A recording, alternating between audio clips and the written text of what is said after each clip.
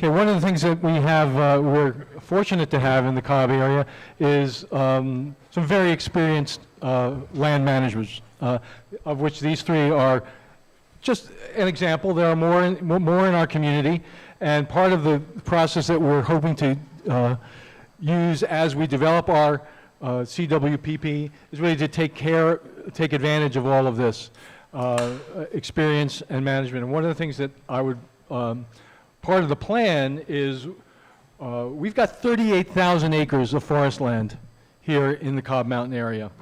That's a lot of acreage, and the thing about us being a very mountainous, kind of topographically diverse area is that each little nook and cranny is different. It's different in terms of its slope. It's different in terms of how it's affected by wind. It's different in terms of its, what kind of ecological regimen is prevalent there. So one of the things that we're hoping to do over the next 2 years is to do a comprehensive survey of the Cobb Mountain area, because frankly, we don't even really know what's out there. There are a lot of databases, there's satellite imagery, but what's actually out there today is something that we really, if we're going to have a real community wildfire protection plan that has prioritized projects that we need to take care of, we need to know what's out there, and we need to be able to make decisions about where to best focus our resources.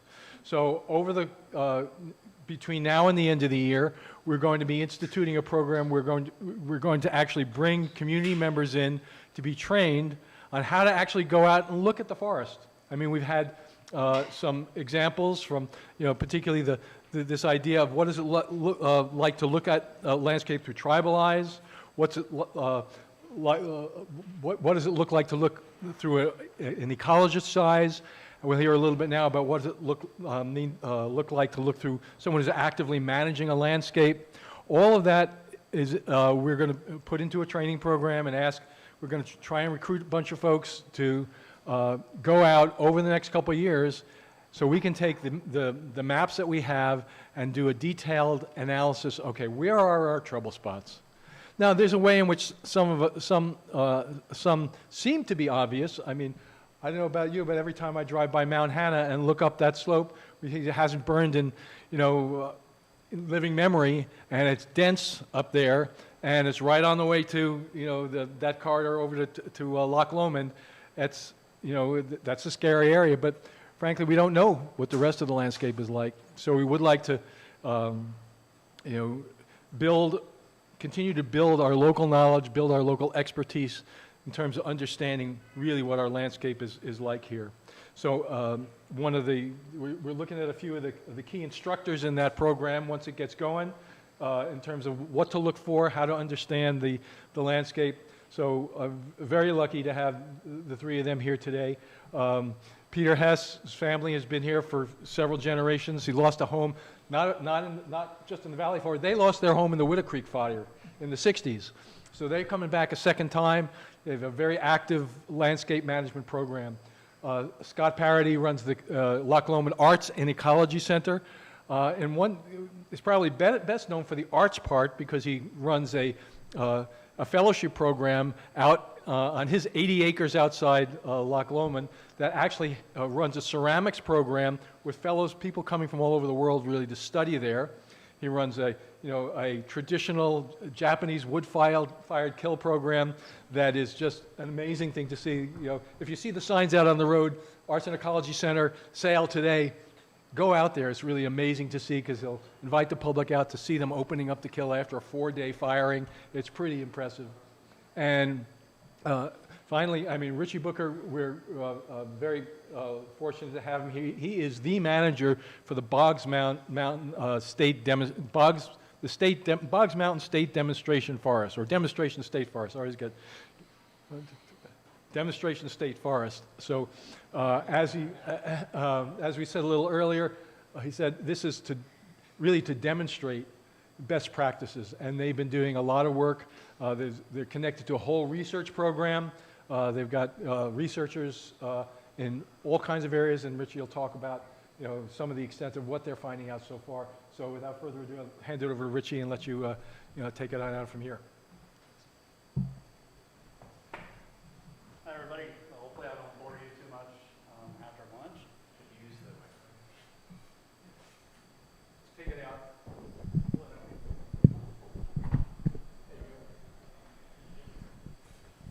For you all that don't know me, my name is Richard Bucher. I'm the Assistant Forest Manager for the Boggs Mountain Demonstration State Forest. It's right up the hill here. So unfortunately, because of how much time I have, I would love to go more into what I do and how I do it, but I got to meet my 15 minutes, which I got to fast track through all my slides. Before I start, I've got some basic instruments here on what we do, or what I use to conduct how we manage our timberlands for sustainability and resilience. So, for y'all that don't know, who is CAL FIRE? We are California's fire department, and as well as a resource management agency. We don't just only manage fire stations and helicopters, we also have a side resource protection on managing state forests, and which I'll get into. We employ about 12,000 people between permanent and seasonal employees. The mission of the department is to serve and safeguard the people and protect the property and resources of California. We are dedicated to the fire protection of over 31 million acres of California's privately owned wildlands.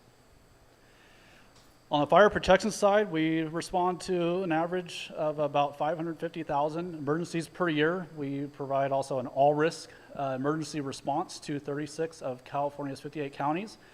Through contracts, we have the largest air firefighting fleet in the nation.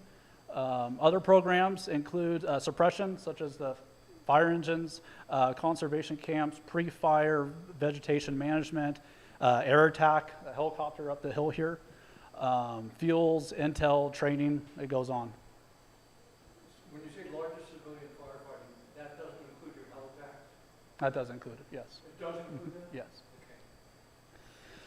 Okay. On the resource protection side, we have several programs through resource management. There's cultural resource management, archaeology, climate and energy, demonstration state forests, which I'll get into that. Environmental protections, the Fire and Resource Assessment Program, FRAP, forest practice, wildfire resilience, urban forestry, and vegetation management. A brief history on the demonstration state forest program. In the late 1940s, state legislature came to adopting some public lands that can be set aside for basically to address some of the mistakes that we were making during the early days of logging. And in 1947, through Public Resources Code 4631, our goal is to establish forests in each of the most common forest types throughout California. Today, these forests provide about 30 million board feet annually. The purpose of the program is, as I've said, is to provide the best management practices through research and demonstration projects in accordance to the forest practice rules and regulations for small private landowners while providing public recreation opportunities, fish and wildlife habitat, and watershed protection. The forest practice rules went from a book about this big to now into this here. And font 4, 5, it's a lot, and it covers every aspect of California depending on the rules and regulations. So throughout the state forest program, in the last few years, we've acquired a little bit more property. We manage about 85,135 acres. Trees. A lot of people don't understand that trees have a pretty good purpose for a variety of things, and they're a commercial product in California because they are harvested for timber and other forest products, which are sold in the market. They also contribute to public interest in tourism, aesthetics, act as a natural filter for air and water, snow storage. When you guys drove in here, and who tries to find a shady spot when you go to the store, okay? You know, you start to think about these things. How is your internet provided to your house? You know, through power poles, and you know, what is your home made of? So it's important that we understand that trees are, they're very important for a variety of factors. Through our forest practice program, CalTrees is it's an online source to find out if you do have timberland, you can actually do some type of timber harvest, whichever one would be more applicable. And if you have the proper resources, such as a licensed timber operator and a registered professional forester. There's one exemption that does not require an RPF. It's a homeowner's exemption. It's the one to take out 10% of dead, dying, and diseased trees, such as what's happening around here with the bark beetle. But it's really important to get a registered professional forester involved with anything more than that. A lot of people misinterpret the state forest as a park. As a park's mission aims at recreation and aesthetics, CAL FIRE and its properties are regulated by the California Board of Forestry and Fire Protection, who are responsible for developing policies and programs that serve the public interest in environmentally, economically, and socially sustainable management of forests and rangelands, and a fire protection system that protects and serves the people of the state. So that's distinguishing us from a park. I get, people mistake Boggs as a park all the time, and it's very, I came to a point I don't even argue anymore. It's just because we don't do enough education, but there's a big distinguishment between a park and a forest. We demonstrate forest practices through timber harvesting. A park is more aesthetics, trails, and whatnot. So this is the bread and butter of the state forest program. Our state forests are sustainably harvested using a wide range of silvicultural prescriptions and harvest systems developed by a registered professional forester. Whether it's salvage logging after a fire, or if we're doing simple thinning of smaller material to help grow our more vigorous trees. Bottom right is an example of how we extract some of those trees off properties, and we put them on a logging truck and have them milled. The best way, good forestry, is utilizing our forest products instead of putting them all in a pile and burning them. We try to use as much as we can from someone technically someone picking up pine cones you need a permit for, all the way up to taking trees out. So trying to utilize the land, try to utilize forest products is my goal. Having all this stuff piled and burned is not really exactly what I want, but unfortunately, because of how the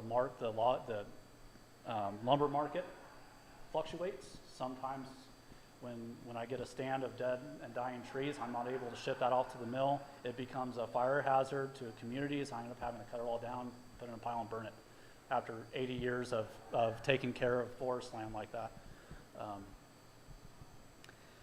So research and demonstration, the bottom left is actually Boggs reforestation practices, which the Fire Research and Assessment Program have developed several plots on Boggs Mountain State Forest using a variety of treatments and what makes trees grow. How many trees is up to what the landowner wants.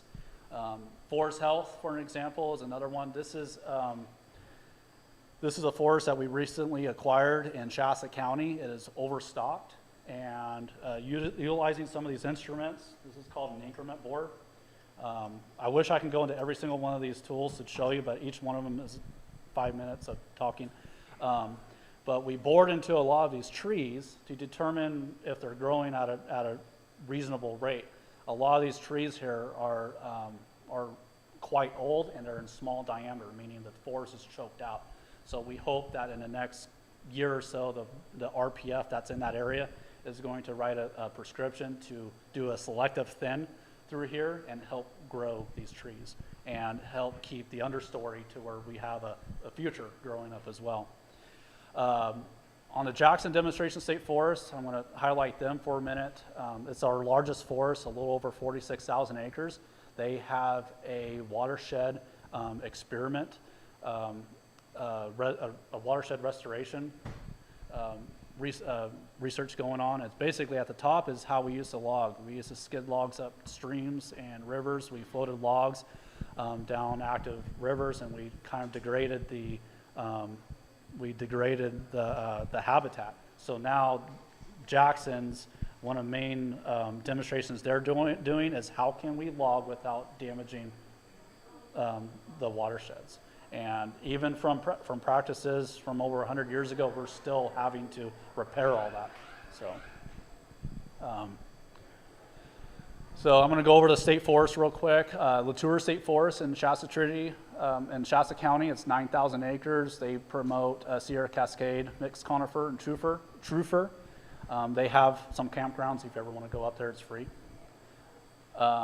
This is some of their projects. Bottom right is their staff. That's who they marked trees to be cut. Bottom to the left, they did a prescribed burn. Bottom right is another active logging operation. Jackson State Forest is located in Mendocino County, a little over 48,000 acres. They promote the growth of coastal redwood, Douglas fir, and timber sale, prep, research, recreation. There's 83 campsites. This is just some of their pictures. They have, they do quite a bit of different studies through, again, watershed restoration to silvicultural thinning, and research if what their forest practices are doing, if it's actually doing good for the trees. So in the future, we can essentially cut them down, and hopefully the new growth will take its place, and they can get a program that's sustainable. Mountain Home in Tulare County. If there's any state forest I would recommend visiting, it's this one. It's a little over 5,000 acres, South Sierra mixed conifer. There's some campsites up there. They were impacted by the 2020 Castle Fire. A lot of their sequoias were completely destroyed. We also hold some of the largest giant sequoias in the world there. So it's a beautiful place if you ever get the chance. Bottom is some of the aftermath. It looks a lot like Boggs after the fire. It was complete devastation on a certain portion of the property. Just more research. SoCal State Forest is Santa Cruz County, 2,700 acres, and they promote coastal redwood and Douglas fir just like Jackson, but at a much smaller scale. They have a mountain bike, trails for mountain bikes. They do a lot of prescribed burns in the understory of redwoods, which is an interesting factor to learn. Immigrant Gap, it's one of our newly acquired forests. It's in Nevada County on our way up to Donner Summit. It's a little over 2,800 acres. I hope to be part of establishing our forest development for that property. They have white fir, Jeffrey pine, and Douglas fir.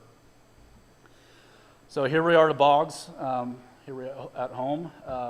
Obviously, we're 34, a little under 3,500 acres. We demonstrate the growth of coastal range, ponderosa and sugar pine, Douglas fir, and incense cedar. It's the reason why I put the region is earlier that our state forests are situated in various parts of the state because each timber type, even if it's the same type of tree, the strain can be different. Ponderosa pine is different here than you would see it in the Sierras. The seed zones, if you guys have heard of the cone crop, the seed zones kind of help break down what kind of pine trees are supposed to grow in that region. With CDF, we acquired the forest in 1949 after the forest was completely cut over by 1954. The first forester was actually appointed in 1965 to start reforesting the property and pretty much getting rid of the last of the old growth. In 2015, the Valley Fire destroyed burned 99% of the forest, leading to a large-scale reforestation project, much larger than what we started in the 40s. Current management includes road management for future timber harvest operations, thinning of our plantations. We replanted in 2017 and 2018. The trees are getting to a point to where they're starting to overcrowd each other. Growth is starting to slow down, so we're having to come up with a plan to thin those so we can get those trees to grow for the future.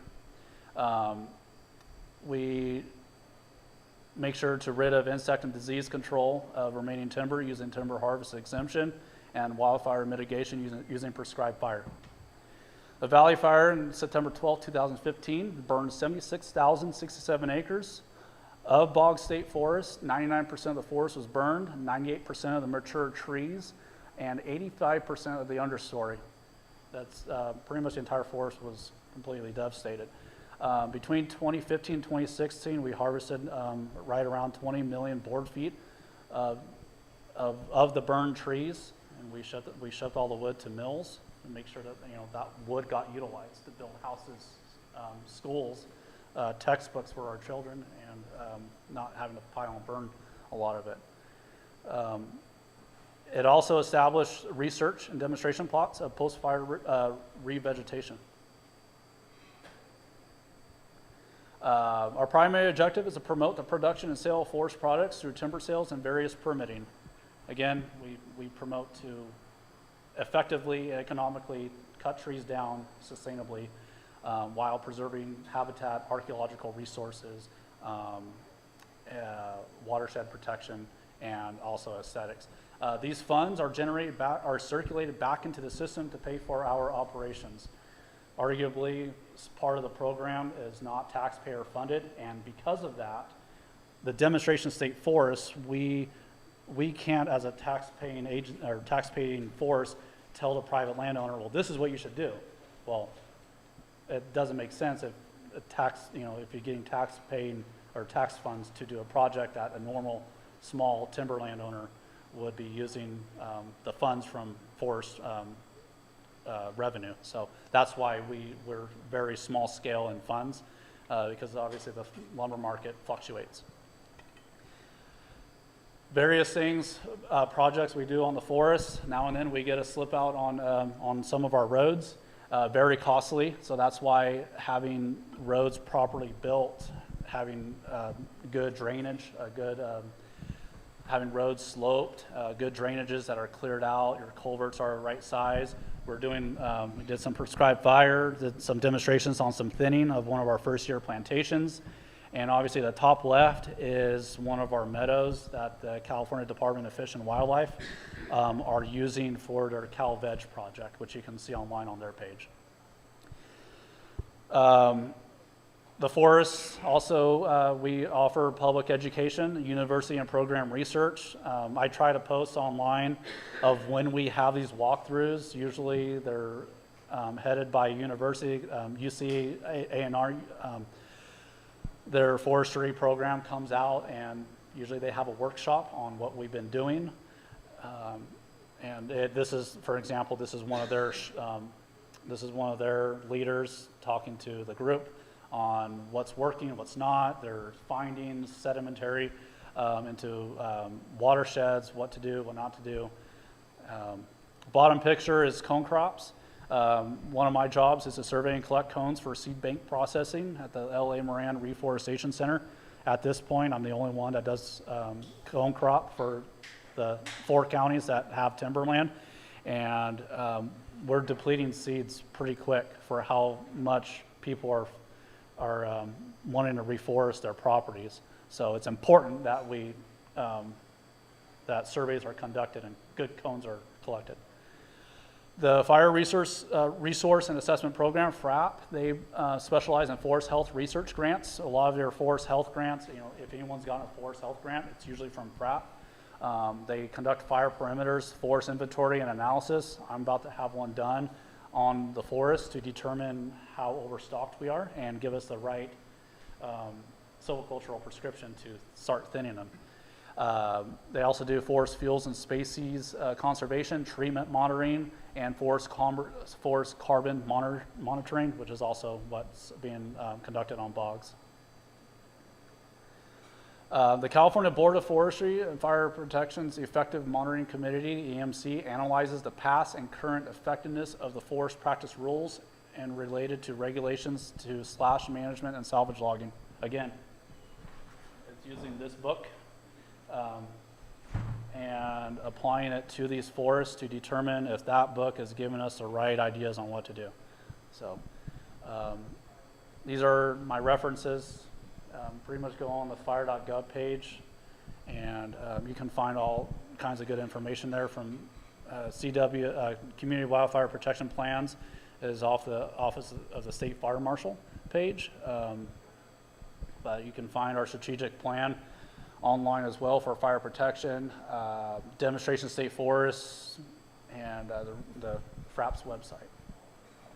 You'll put this online. Yeah. So. I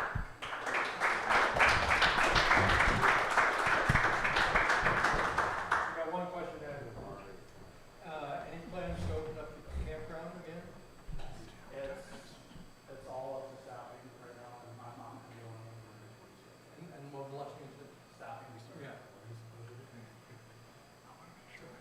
Is CAL FIRE federally funded or No, state funded? we're state funded, so that's where it's kind of like, it's confusing. So like our roads are graded by my unit, which my unit is taxpayer funded versus, for example, the forest projects that we do are usually from self-funded off of the state forest of how much revenue we get from timber harvesting throughout the, out of the 14 state forests, only 5 of them have forest management plans for active forests, and we do some management to gain revenue. Do you find much market for pine? Right now it's pretty low, so trying to get rid of my pine is pretty hard, but I'm able to get rid of it, but it's very, very slow. It's not like it was prior. The value that we sell timber is definitely not a representation of what you buy the lumber for. The lumber market, wholesale lumber is not, it's two different things. I get that a lot. This might be a hard one. We actually have 2 more presentations to do before the end of the session. If we could continue. And you could use the wireless if you'd like. There's a wireless right next to you. Yeah. Can I ask a quick question? I don't know if Jessica is still here, but have any of you heard? We're not picking up any of the audience as far as the video goes, so if we're going to use, have questions, we need to use the microphone. I'll tell you what, why don't we hold the questions until everybody's done? and There we then go. Back and do some questions. Thank you. Okay, thanks. Thanks, Scott. Okay, is this working? Yeah. All right, I was just going to have this run behind while we were talking, but I'm going to go through some things really quick. Well, no, just stay on it. Just a sec. So anyway, this property is 80 acres in Loch Lomond to the west, and I got it from a logger. And when I got this property, of course, I fell in love with the same thing probably you all did. It was beautiful forest land, even though it had been logged right when I got it. Still beautiful. And I didn't know much about managing it, but I was growing trees at the time. I had a little native nursery and had been studying environmental things in school, and so I was very interested in it. And I did my first burn. I kind of wanted to just be empowering to you all, because there's been a lot of good information today, and I could spout on that too. But like the first burn I did was in January of 2000, and my uncle was a fire chief down in Deer Park, and my grandpa was a fire chief in St. Helena. And I asked, like, I'm afraid I'm going to go up here and start a fire in the forest. And this is January. There was snow, patchy snow on the ground. And so if anybody's afraid of burning or hasn't done it, you can go from, being afraid to having a very small fire to really successfully managing your land with fire, which I believe is the only way we're going to be able to go forward here. You can go ahead. Sorry. Could you introduce yourself? Okay, yeah. So my name's Scott Parady, and I teach also at Sac State. I teach art, ceramics, and we built this smokeless wood kiln there. Believe it or not, we can burn 3 cords of wood in 60 hours, and it doesn't make any smoke. So it's permitted to be in Sacramento, which, if anyone knows anything about that, that is not easy. It's been tested, with water-cooled instruments and everything. So anyway, that's just a part of what I do. And then I created that art center in Loch Lomond, which is kind of related. We usually have 8 to 9 artists that live and work there throughout the year. This is just some of what we use, the resources on the land. We try to make use of the beetle kill wood. I do a lot of thinning of smaller wood as well. Most of the big trees that get cut are trees that have died. But my son mills wood, and we process all the scraps, and basically only the smallest things get burned in open fires. This is just a picture of the wood barn. The most I've used in 1 year, we used about 100 cords of wood. So, which is that whole barn filled 4 times. So anyway, that's firing our kilns. We heat all of our 3 buildings. And the biggest kiln that we just fired, finished this week, uses about 12.5 or 13 cords of wood each time it fires. Those are half-cord crates, so you could do the math. That's about 25 of those crates. This is some of the artwork I just thought I'd show. It's heavily inspired by, a connection with the land, my working on the land, also the trees, all those trees on all those cups. They're all I feel like I know them. They're not from drawings, they're just from experiences, in the woods. And I love, even just out here in the parking lot and looking west, there's 2 big pines. And I always think of my time in Pine Grove, where I've walked around and you see what happened. If you can read the woods, 40 years ago, all these trees have a kink, There was a huge storm, I asked about, there was this huge storm. And you can see these 2 big ones right here where the top had broke and they've straightened out. So I like to represent those things because the trees, they have to overcome a lot to get old, and that's what I'm trying to achieve on the land. So this is an example of thinning. So I walk into these places and, I realize that 70 to 90% of the trees have to get cut down to try to achieve some sort of health, some sort of balance. And this is for pests, for drought, for fire, of course. So it's a lot of work. And that's fuel. This is an area that I just did this winter. Douglas firs with, a lot of stuff on the ground. Just walking around to even start cutting is really hard because there's so much stuff on the ground. And then it's really a chess match to get trees to fall. There's so many trees so close together. You have to if I want to cut this tree, I have to cut this tree that way, that one that way, this one this way, that one that way, then I can cut this one that way. So, anyway, this is just a before picture, and then this is a beetle kill area. I've had some big areas of beetle kill over the last few years, especially those 3 years of drought in a row. All this wood you see got cut up, bucked up. Anything that's probably 4 to 5 inches or bigger goes into the kilns. Smaller stuff gets burned in piles in place.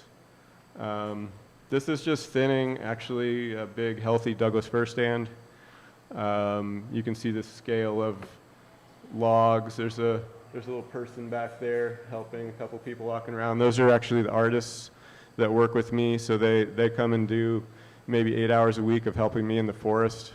So they learn how to burn and manage the land while they're there, and that usually influences their art making practice as well.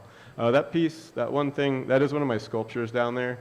That's a big wall tile that is actually an imprint of a bunch of logs that were burned in the valley fire. So they were all laid out, and that's a big piece of clay that was printed onto them. So if you saw that in person, there's a lot of detail. Are you just doing that with your resident parties only, or? Mostly, I have had classes there before, but currently it's mostly that. But we do offer workshops and things. Yeah, go ahead. This is just a random picture of burning in that area where it was really thick before. I try to leave other species when I'm in a dense place of all one species. So most of the smaller trees that are left are maybe, there's a live oak, cedar, different things. I'm always trying to manage for diversity as well. So that's a big part of what we're doing there. This project over here on the right, I'll explain, but I did want to talk about so going from being afraid to have one little fire to now I feel comfortable on my land. I have a matrix of roads and fire breaks that I can burn with one other person about 2 acres a day of broadcast burning. I can walk a 400-foot line with a drip torch. It's all mapped out, right? Make a black line at the top, burn downhill, all that kind of stuff. But it's really empowering to feel like you can walk on your land and light it on fire. I don't know if that sounds weird or whatever, but it is, and it would give you some sort of comfort in being there. And I feel like I have to do all this work to live here. And I can only do what I can do. So if I do this work, I don't really have to worry about it so much because I can't do anything else, right? So that's a tree pot. I had a class, one of my classes all made bowls and cylinders from Sac State, and then I brought up the whole class and some other students, and we did a 2-acre burn. And they covered some native plants that were susceptible to fire that I'm trying to recolonize, and select young trees. Most of the little trees I'm letting burn because I don't need them. But this happened to be a little sugar pine that I wanted for diversity in that spot, so you can go ahead. And then you can play that. So this is what a broadcast burn might look like. You can see back way up to the right, there's a person standing there keeping the rake warm. But there's a black line up above this that had been burned down, and essentially, you can see a lot of that draft you're seeing is actually the fire creating that. But a little bit of wind is actually nice to carry the smoke away and carry it away from you all as well. So there's some more of the bowls. Those are Cobb Mountain lupins that those 2 bowls were on. So that's been a pet project of mine. You can see more of them down there. I got a single plant that was collected over at Cal Flora Nursery in Santa Rosa, planted it behind my house.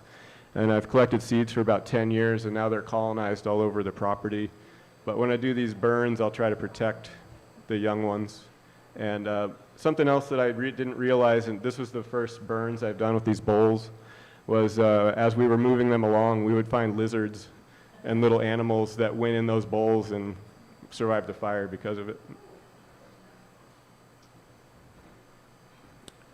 I think there's one there. I don't want to skip out on this. This is the most important one. So this is my little granddaughter and one of my students from the burn, but just working with younger people in the next generation, getting them involved, and just trying to have as many people experienced and realize how important this work is. So that's all I got.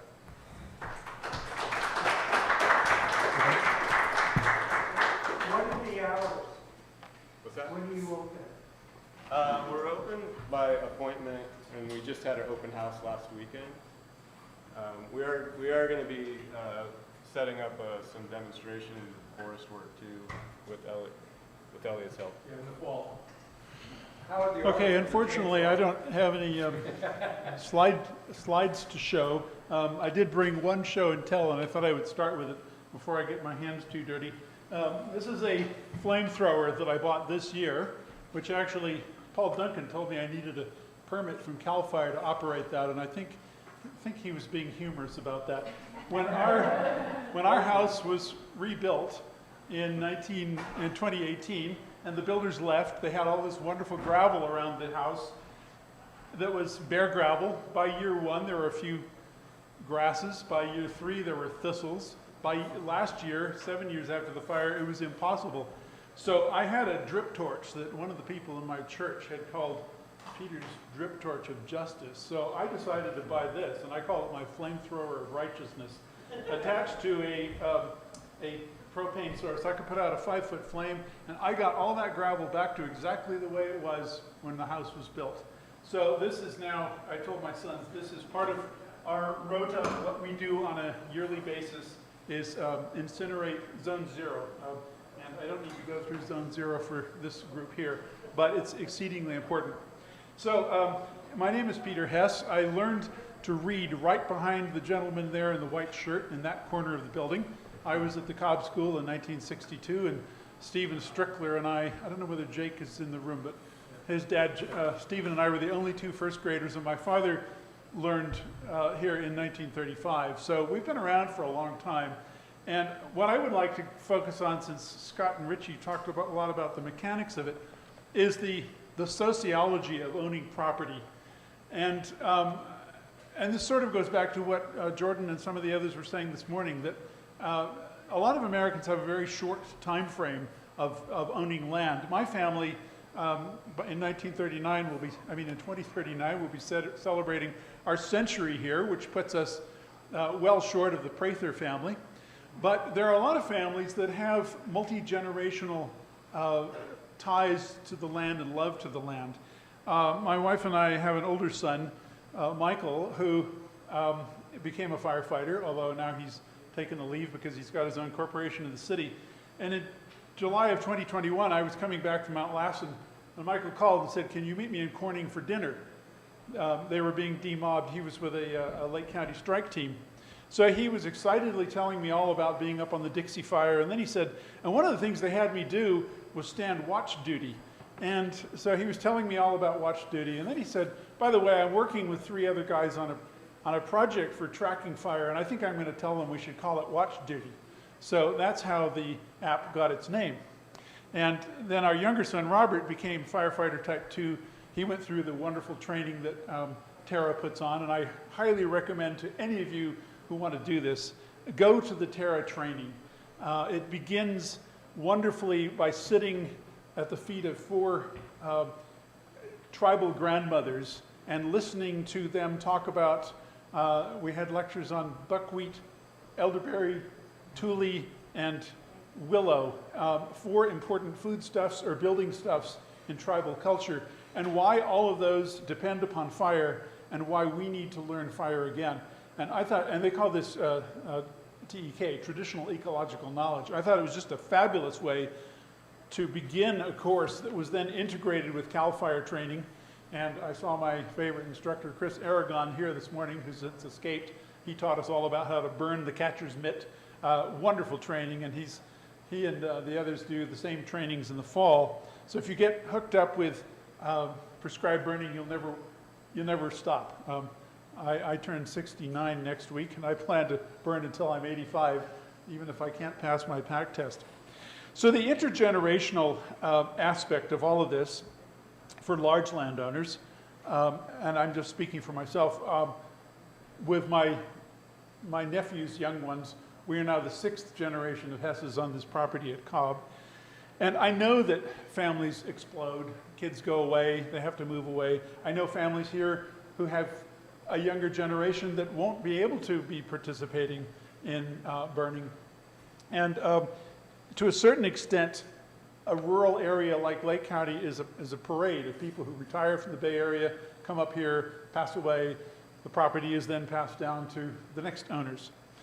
What we would like to do, though, and I think Elliot is moving toward this, is building a community ethos of shared family ownership and shared sense of community. There's a family up on Bottle Rock, Denise and David Solgott, who have adopted a number of kids who are all now regular burners. And Peter Solgott I've integrated him into the burn team. And when we go, we're known as Peter Squared. And one time he's still in high school. One time he couldn't come because of high school, and I showed up and everybody said, "Hey, where's the other half of Peter Squared?" So here is a burn group that loves to see young people getting involved. And I can't emphasize enough how important it is for all of us to integrate our young family, our young kids and the next generation and neighbors and so forth into burning. As to how, and Elliot wanted me to talk to the specific issue of how you maintain a 90-acre parcel. Now, my grandmother bought 40 acres in 1939 for $15 an acre, and the adjoining 40 was sold to the other friends of Seda Smith, who was the grandmother of Grant Jordan, and I don't think Grant is here tonight. But over the years, my father and then we have bought up parcels of that other 40 all along Alder Creek. So we have, unlike, say, Scott, who's got a sort of a uniform mountainside, we have 25 acres of trees, 25 acres of brush, 10 acres of meadow, 10 acres of riparian corridor, and 20 acres of mixed this and that. And I was telling Elliot, it's impossible to figure out one strategy to do this, because we do ring burning for trees, like I'm sure you do, to safeguard older trees. You ring burn around them, you burn all the fuel. We do micro broadcast burns. We do lots of pile burning. But there's no way that I can maintain the part of our property that's west of Alder Creek, which is on an extremely steep slope with no road access. So what I have focused on since rebuilding our house is zones 0, 1, and 2 in whatever configuration we have all learned for how to take care of that.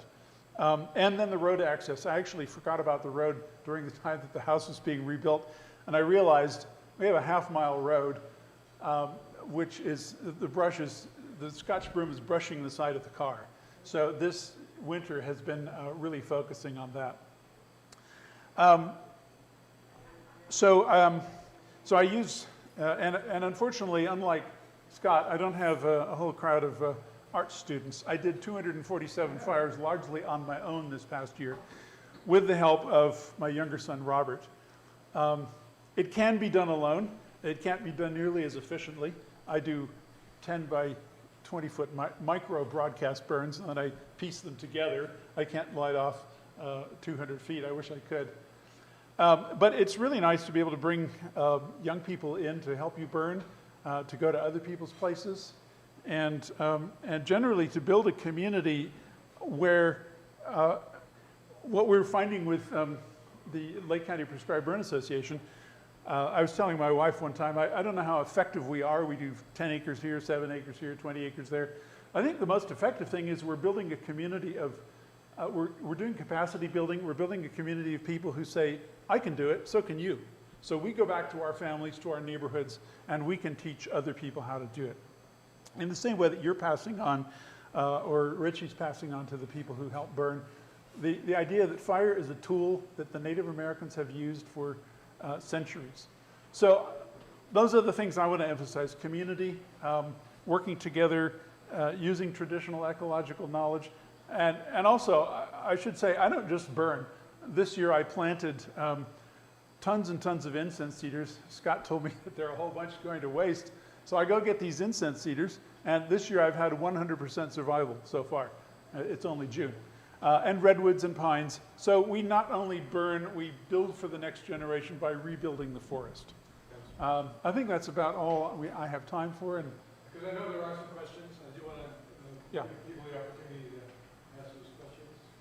David, some questions? Has anyone heard about California retaining the money that they would give to the federal government for FEMA? FEMA funding, if it's going to be cut by the feds? I think a little off topic, but I don't, sorry, I forgot my earlier question because I've been holding it for a couple hours. Just a question for Scott. How did the artists do with the I don't let him use the chainsaw much, but this year I personally chainsaw thin 20 acres by myself. Glenn, if you had a question. Yeah, this may be a hard one to answer, but the tribal people earlier. The tribal people earlier talked about the history of fire remediation and all that, and how it's quite contrasting to at least our history with our, for lack of words, our existing policies through our fire services, whether it's CAL FIRE or whatever. And he said also you're working in collaboration. So I'm just curious where that's at with the collaboration. Is it a high percent? Is it, how, I was just curious in perspective. It's a complicated one. You don't have to go into No, that. that's fine. At least with the state, we do have a tribal relations division to help promote working together with the tribal communities. If I could, I'll mention a little bit that it actually is California state policy to co-manage state lands with tribes. That's the official policy.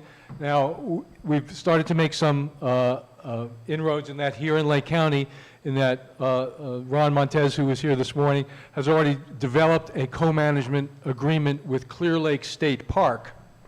So that was, a real milestone to actually have one of our local tribes and a local state agency do that.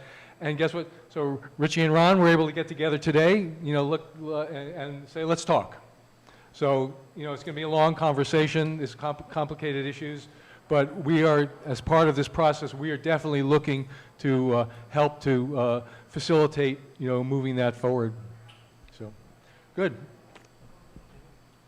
I'll just say one more thing about working with Tara that's been very interesting.